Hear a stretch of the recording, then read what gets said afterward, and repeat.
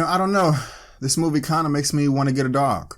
My name is Brandon Keith Avery, and this is just my opinion. Hey, what's going on, everyone? Thank you so much for tuning in to my opinion/review for Alpha. I really do appreciate it. Now, this is an interesting film to me. It was actually directed by Albert Hughes. He is part of the Hughes brothers that also did The Book of Eli starring Denzel Washington in 2010. I love that movie. That was just freaking fascinating to me. One of the best films of the year.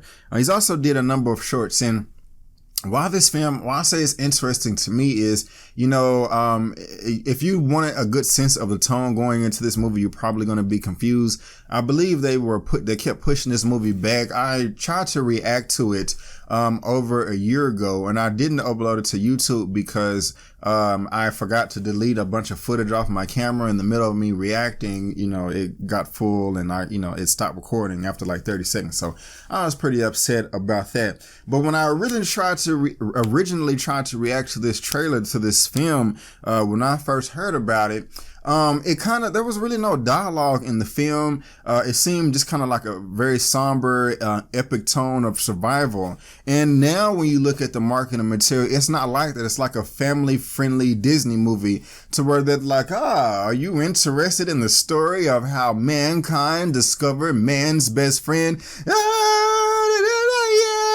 All that stuff right there. So, that kind of turned me off, and I can understand if that turned you off too, and you not want to see this film. Just like, oh my gosh, I don't want to see anything like this. It just seems too dang friendly to me. But it's not like that at all. For the most part, this film is pretty enjoyable. It takes place 20,000 years ago in Europe, or that's what the subtitles say, kind of dealing right after the last ice age that this planet went through. And the first thing that I noticed in this film is the cinematography. It was pretty good for the most part, except for a couple of scenes. And just the way that mankind survived, of course, it's 20,000 years ago, is completely different than how it is today. And the way that they showed us in the film of just one of the people trying to survive in this tribe, like eating insects and not even think about it. Now, there are people in this world today across the globe that still eat insects for this and that, or for whatever reasons. I don't know much about it, and that's not part of my culture, but that is just something that I noticed at the very beginning, like, wow, we're not in Kansas anymore. We're in a different part of the world and really in a different part of time. And early on in the film, the only thing that I really enjoyed early on was when they were engaged with the animals and the beasts and trying to go hunt and things like that. But other than that, when they're going around, just you seeing the landscape and just kind of getting a sense of, the tribe and how they live their everyday life and how they're traveling here and there, it was very spotty. Some of the shots looked beautiful, and it really did feel like they were on the other side of the planet in uncharted territory. And other parts of the film at the very beginning, within the first act, it looked like they were like trekking back and forth to someone's backyard. I mean, it just looked really bad. I'm just like, man, like, how much money did y'all spend on this? Just kind of reminds me of that $12 budget that other films was using earlier in this year. And it was just like really spotty. I wish really was not engaged with the relationship between the main character and his father, the leader of the tribe. His name in the film is Keta, and I don't see the name of his father. I think his name is Tao, but in the film his name is Keta, and in real life his name is Cody Smit-McPhee. Well, I know this guy. He's been in a few other movies before that. He was in X-Men Apocalypse or whatever. And that's interesting. He done grew up on me. But he has somewhat of an interesting character. But I just didn't like the relationship between him and his father. I mean, I liked his father's performance. I thought that was great. But I don't know. It was just something that was off for me. Within their relationship. Now, you can also divide this movie into two halves, of course.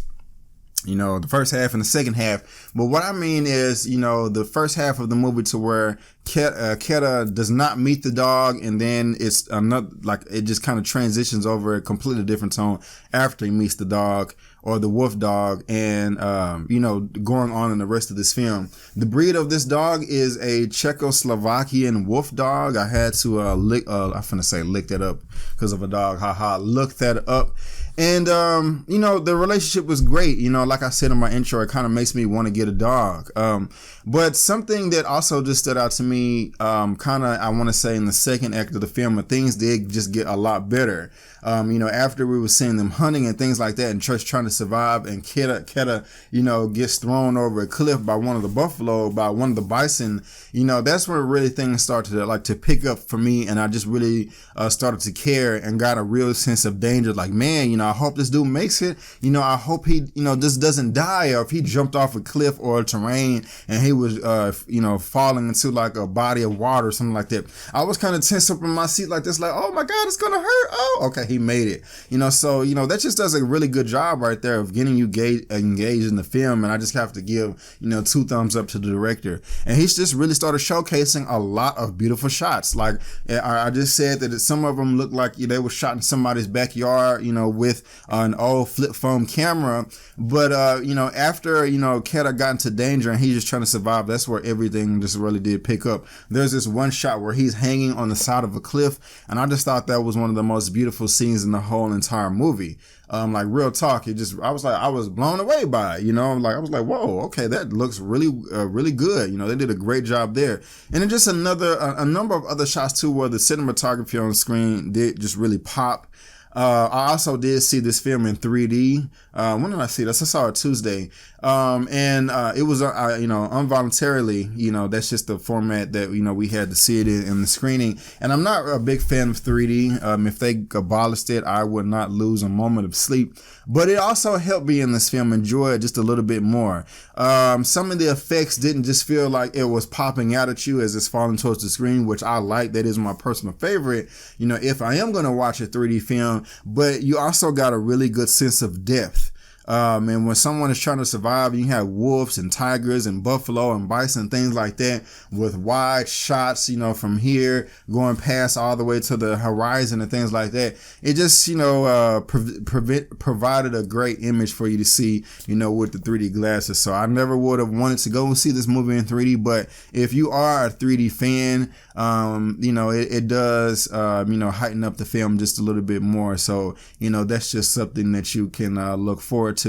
But I respect the Keta's film, role in this film. He transitioned from a boy to a man. He kind of grew some kahunas and just had to do what he had to do to survive. And, I have nothing but respect for that. Like I said, I love the relationship with the dog. I actually was caring, or the wolf dog, whatever. I actually cared about their relationship and, wanted them to make it and things like that. And there were just a few moments in the second half of this movie where I was watching it and I just found myself like, wow, Brandon, you've been smiling for about a good 3 or 4 minutes straight or whatever, while early on in the film I was getting kind of bored just in there like that. But, I thoroughly enjoyed it. I mean, if you had absolutely no interest in seeing this film, you still probably want to just steer away, because I'm not raving saying that it was that great. But, if this was something, that you was somewhat interested in and you just didn't know if you wanted to, go see it, I wouldn't probably spend $11 or $12 or anything like that. But,